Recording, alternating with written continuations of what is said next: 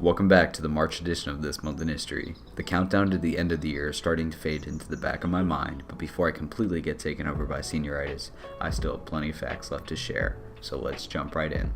Starting us off, did you know that on March 19, 2003, the United States launched attacks against Iraq to topple the dictator of the country, Saddam Hussein? The attack started with aerial assaults against important military targets, and a ground invasion followed the next day. Both U.S. and British forces participated in the invasion, and the initial campaign lasted just 21 days. Baghdad fell, and the rule of Saddam came to an end. However, this would not be the end of U.S. involvement in Iraq. Because of the power vacuum created by the invasion, the country would fall into a state of disrepair, with insurgents and other groups vying for control. The U.S. would lose more men fighting these insurgents than the entire amount that they had lost during the initial invasion. The region continues to be destabilized today, and there are still U.S. troops in Iraq.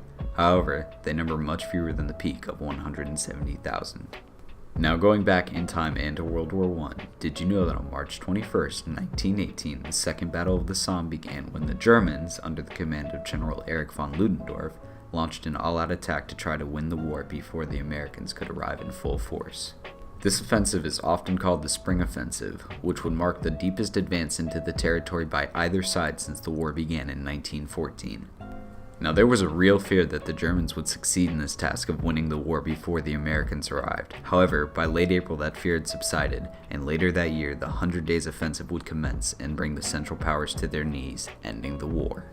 And finally, on March 28, 1939, the city of Madrid finally fell after being under siege for 2.5 years.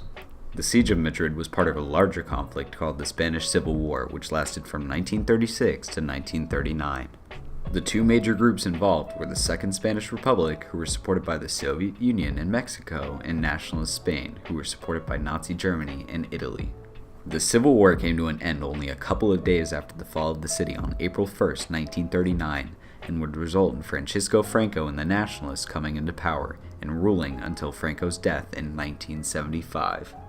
Even though the end of the school year draws ever closer, I still hope to put out at least 1 or 2 more episodes before my time here at CSD comes to an end, so be on the lookout for the grand finale of This Month in History sometime in either April or May, and I'll see you next time.